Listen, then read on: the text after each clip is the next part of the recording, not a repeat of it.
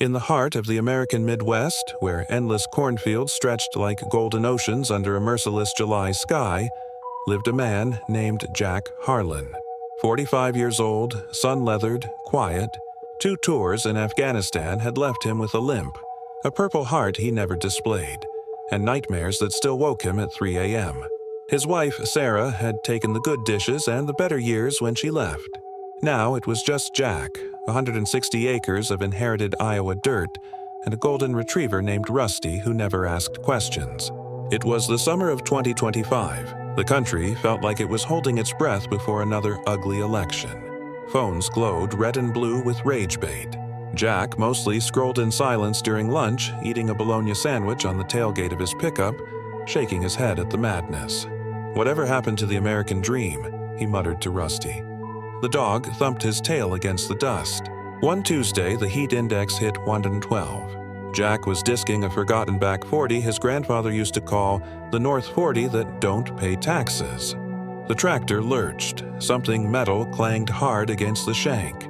Jack killed the engine, climbed down, cursing, expecting another piece of 1940s scrap iron. Instead, half buried in black loam, was a rusted ammunition box the size of a briefcase, stenciled with faded olive drab. He pried it open with the crowbar he kept behind the seat. Inside, a folded, tattered 48-star flag, a stack of sepia photographs of young soldiers grinning in front of B-17s, a brass key on a rawhide cord, and a leather-bound journal gone soft with age. The name stamped on the cover stopped Jack's heart. Elias Harlan, OSS, his great-grandfather.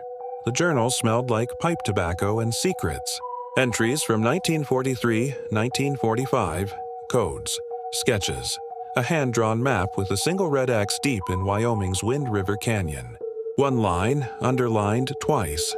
The medallion of Montezuma must never fall to the enemy, buried where the eagle nests above the river bend. Trust only the Shoshone, Jack's pulse hammered in his ears. Montezuma, Spanish gold? In Wyoming, it sounded insane. But the photographs were real. The flag was real. The pain in Elias's handwriting, pages about losing men in France, was real. That night, half out of curiosity, half hoping someone would just tell him he was crazy, Jack took phone pictures and posted them to a small Midwest history Facebook group. Found this today on the family farm outside Des Moines. Great-grandpa was apparently some kind of spook. Anybody know what this is? He went to bed at 10 p.m. like always. By 6 a.m., his phone was screaming. The post had blown up. Someone cross-posted to Reddit's Our Unsolved Mysteries. It hit the front page in 4 hours. TikTok historians stitched the photos.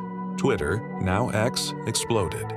Jack Harlan treasure trended in the U.S. by noon. CNN called it the Iowa Farmer and the WWII mystery that has America digging. Reporters showed up before Jack finished his coffee. Drones buzzed the farmhouse like angry hornets. Treasure hunters with Walmart shovels tore up his bean field. The sheriff, Tom Bradley, his old high school linebacker buddy, parked a cruiser at the end of the lane and just shook his head. "Jack, you done stepped in it now." Jack wasn't ready for fame.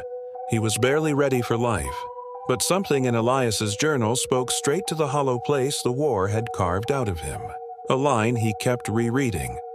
"I hide this not for greed, but so that one day a Harlan blood may remember what we fought for when the country forgets." Jack hired the only expert he trusted, Dr. Elena Vasquez, University of Iowa, specialist in OSS covert operations.